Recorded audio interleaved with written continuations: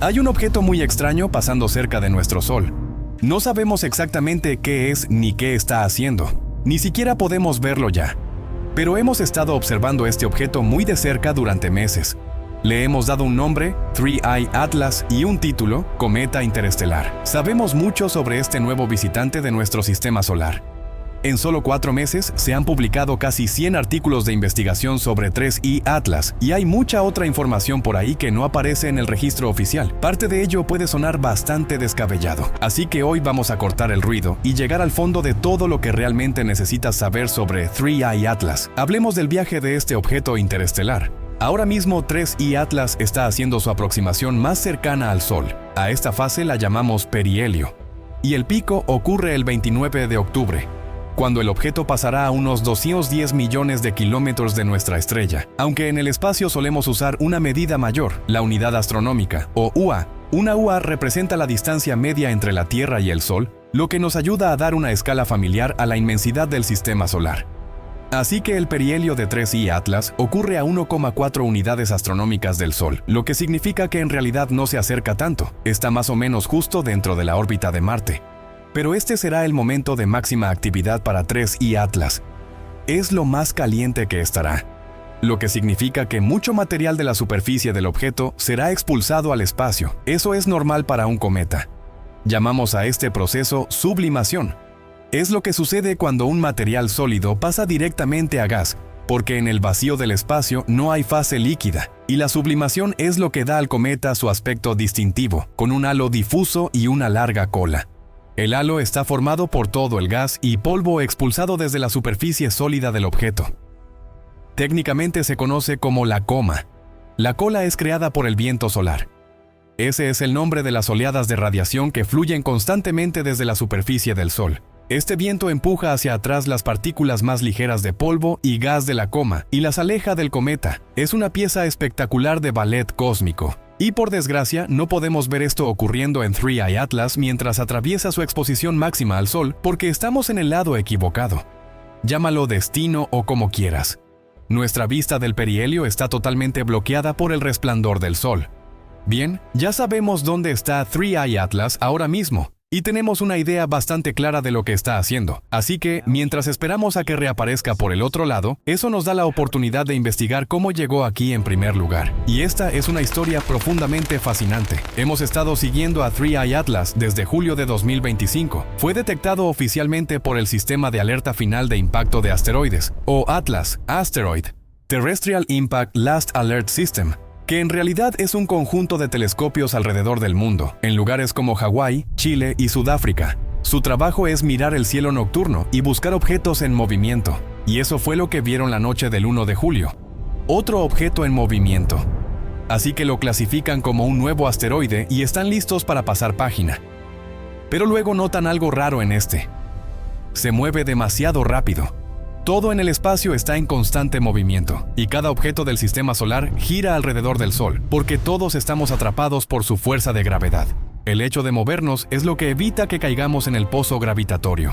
Y cuanto más te acercas al Sol, más rápido tienes que moverte para mantenerte a flote. Pero si empiezas a moverte lo bastante rápido, en realidad comienzas a elevarte fuera del pozo. Y si alcanzas cierta velocidad, rompes por completo la gravedad del Sol y puedes volar hacia el espacio interestelar.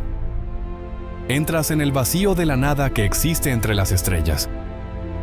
Y cuando los astrónomos midieron la velocidad de este nuevo asteroide, se quedaron en shock. Era el objeto de movimiento más rápido jamás detectado en nuestro sistema solar. Pongamos escala. La Tierra orbita el Sol a una velocidad de 30 km/h. Eso somos nosotros.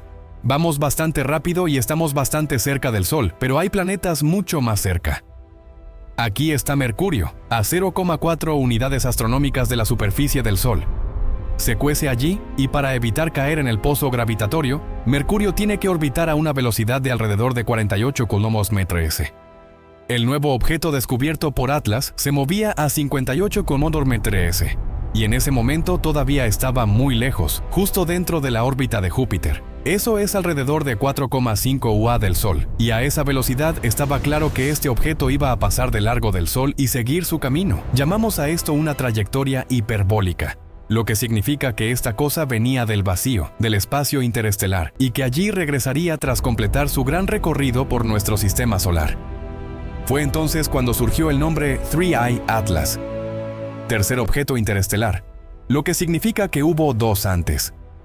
Probablemente conozcas este Oumuamua, el primer visitante interestelar identificado. Y también fue bastante extraño, aunque extraño de un modo totalmente diferente al de Atlas, y entraremos en eso muy pronto. Pero también tenemos un segundo objeto interestelar, el a menudo ignorado Hijo del Medio, 2UI Borisov, que en realidad no fue tan extraño. Aparte de ser interestelar, básicamente se comportó como un cometa normal. Así que, si acaso, fue extrañamente no extraño. Hay tres grandes diferencias entre 3I Atlas y sus hermanos interestelares. Una es el tamaño, es literalmente mucho más grande. Oumuamua tenía hasta 400 metros de largo, Borisov alcanzaba 1 kilómetro de ancho, pero 3I Atlas podría tener hasta 5,6 kilómetros de diámetro. 2 es la velocidad. Atlas viaja aproximadamente al doble de la velocidad de Oumuamua y de Borisov. Y 3 es la dirección de la que vino el objeto. Y esta es la realmente rara. Oumuamua vino desde arriba, desde el cielo del norte, que es la dirección general en la que se mueve el sistema solar. Así que todos orbitamos el Sol. Pero el Sol también orbita alrededor del centro de la Vía Láctea y nos arrastra con él. De modo que, tanto como Oumuamua nos golpeó, nosotros también, en cierto modo, nos topamos con él. 2I Borisov hizo prácticamente lo mismo. Llegó con un ángulo más diagonal que de frente, pero desde la misma dirección general. Ahora, 3I Atlas no es otra colisión frontal. Esta es un choque en T. Llega desde un ángulo lateral en casi perfecta alineación con todos los planetas. Nuestro sistema solar es como un disco de material que se formó alrededor del Sol. Con el tiempo, todo ese material fue chocando y formando planetas, lunas, asteroides y demás, pero permaneció en una forma de disco relativamente plano. Llamamos a ese disco el plano de la eclíptica. Solo hay unas cuantas cosas que están un poco fuera de ese plano. La más reconocible sería Plutón. Su órbita está inclinada 17 derro, así que a veces está un poco por encima del plano de la eclíptica y a veces por debajo. Es importante saberlo para apreciar lo bien alineado que está 3I Atlas. El objeto interestelar está solo 3 y fuera de ese plano eclíptico. Golpeó nuestro sistema solar alineado casi perfectamente con el disco. El espacio es tridimensional y ese objeto podría haber venido de cualquier dirección. Así que algo nos impacte casi perfectamente de lado es una gran coincidencia. Pero eso nos lleva a una pregunta aún mayor. ¿De dónde vino 3I Atlas? Bueno, sabemos que vino de la dirección del núcleo galáctico. Si miramos la Vía Láctea desde esta perspectiva habitual de arriba, tú estás aquí, en la mitad exterior de la galaxia, ubicada en un brazo espiral. Cuando ves la Vía Láctea en el cielo nocturno, ese es el siguiente brazo espiral. En cualquier caso, 3I Atlas vino de la dirección de ese núcleo brillante del medio. Es brillante porque está lleno de estrellas y están mucho más juntas que en nuestro vecindario. Pero, de nuevo, el espacio es tridimensional.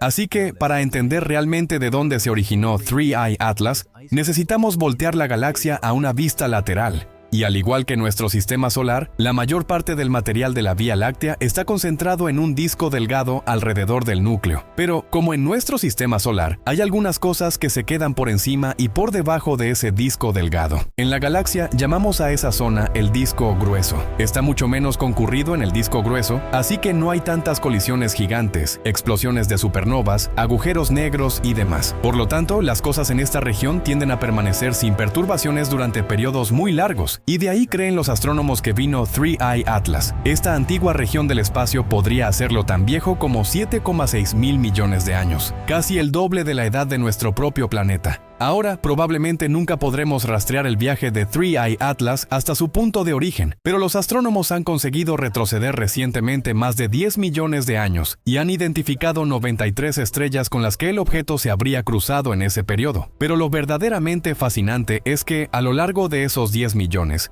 de años, lo más cerca que habría estado de cualquiera de esas 93 estrellas fue a una distancia de 0,3 años luz. Esos son 63.000 unidades astronómicas. Y ahora mismo 3I Atlas está a solo 1,4 UA de nuestro propio Sol. Ahora, hablemos un poco más de cómo 3I Atlas se acercó al Sol y de lo que aprendimos en el camino. Aunque 3I Atlas fue descubierto oficialmente el 1 de julio, en realidad fue visto por primera vez el 7 de mayo de 2025, en imágenes captadas realizadas por el Satélite de Sondeo de Exoplanetas en Tránsito, o TESS.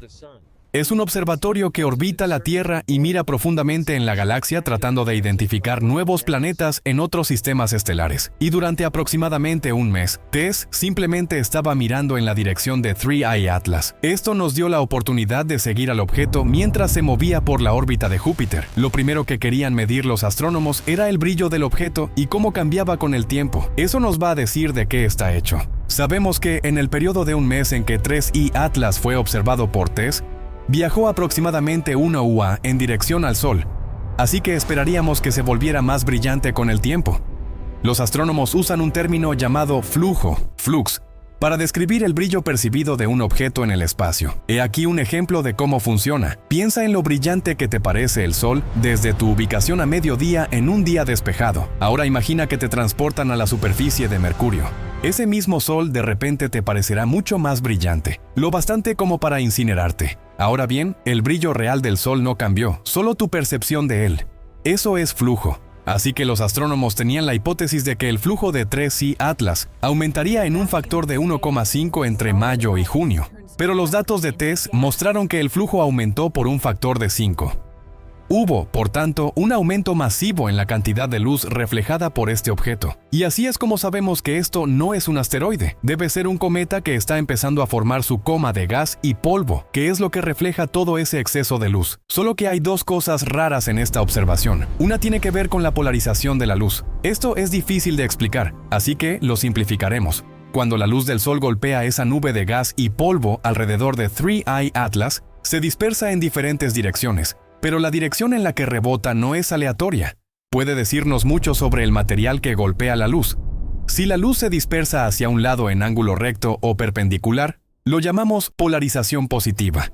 Si la luz rebota hacia atrás en una dirección paralela, lo llamamos polarización negativa. La mayoría de los objetos en el espacio tienen una polarización mayormente positiva. Incluso los objetos interestelares. 2I Borisov fue positivo, pero 3I Atlas es negativo. Y no solo eso, tiene la polarización negativa más extrema de cualquier objeto jamás descubierto. Eso es bastante raro, y es solo una de las muchas rarezas de 3I Atlas que nos dicen que no todos los sistemas solares son iguales. Lo que creemos normal aquí podría ser raro en otra parte, y lo que es normal en otro sistema estelar se considera raro por aquí.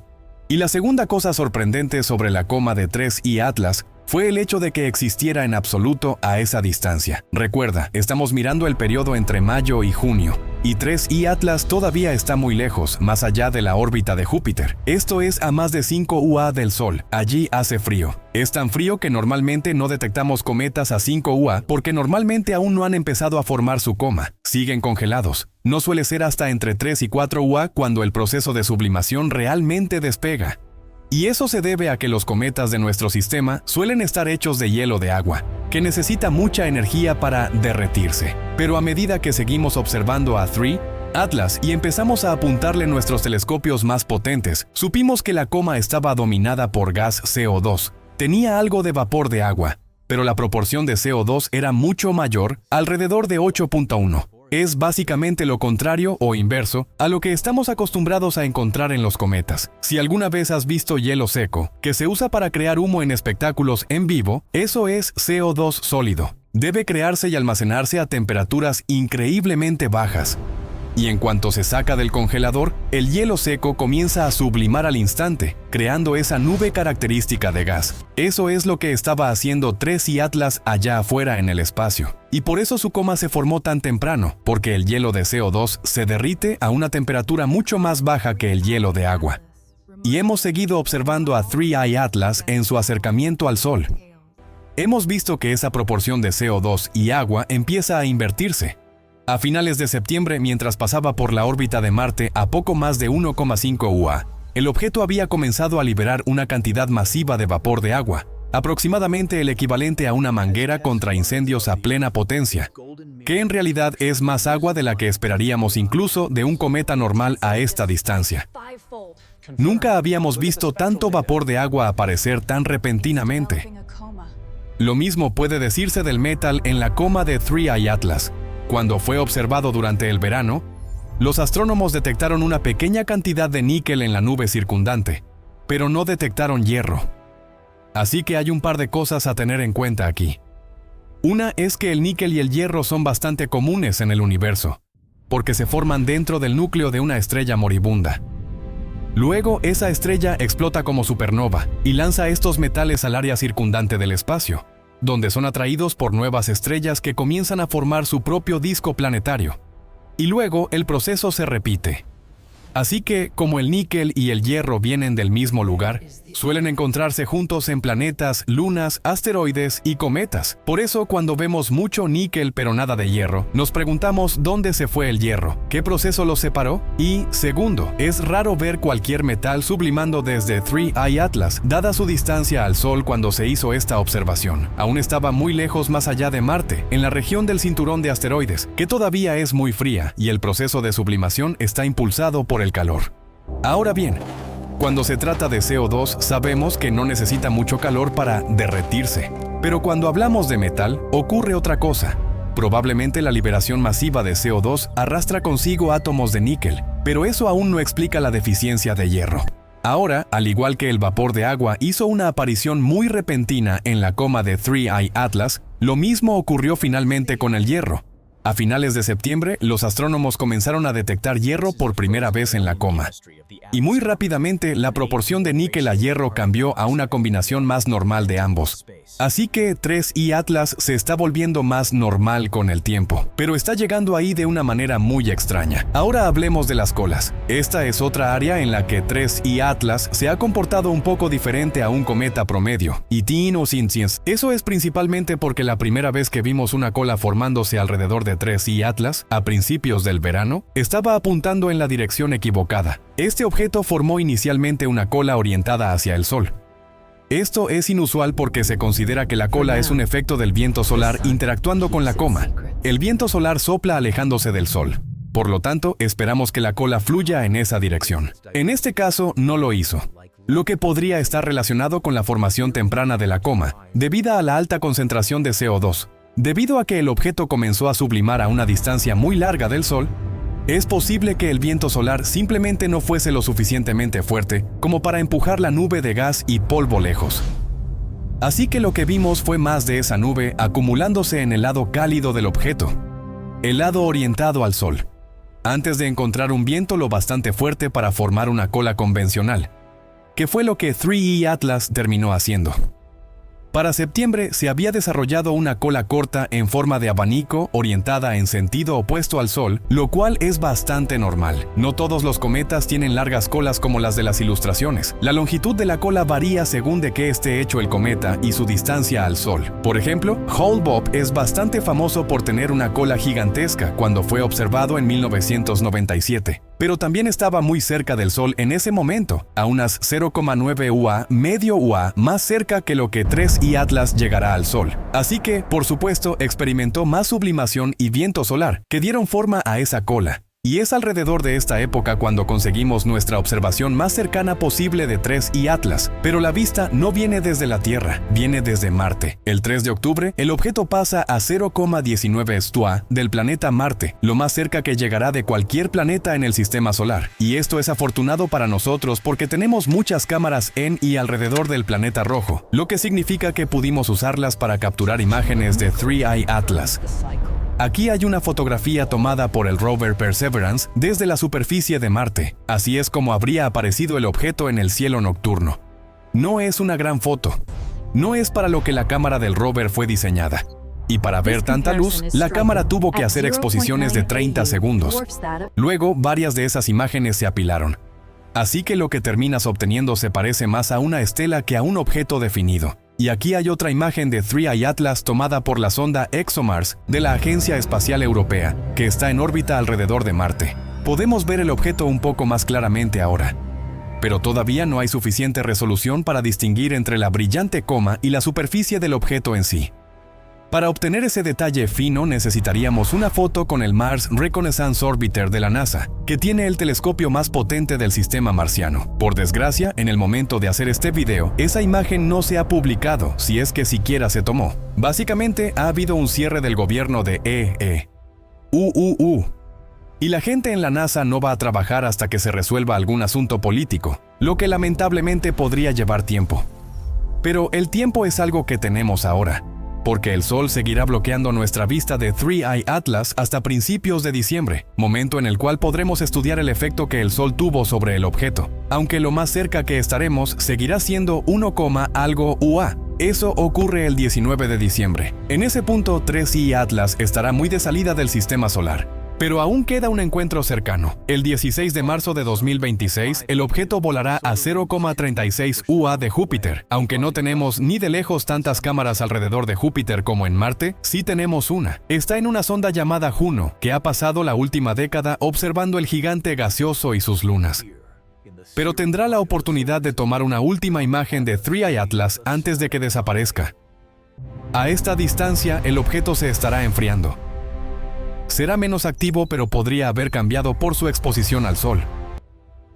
Y eso agregará una capa extra de comprensión a estos objetos interestelares.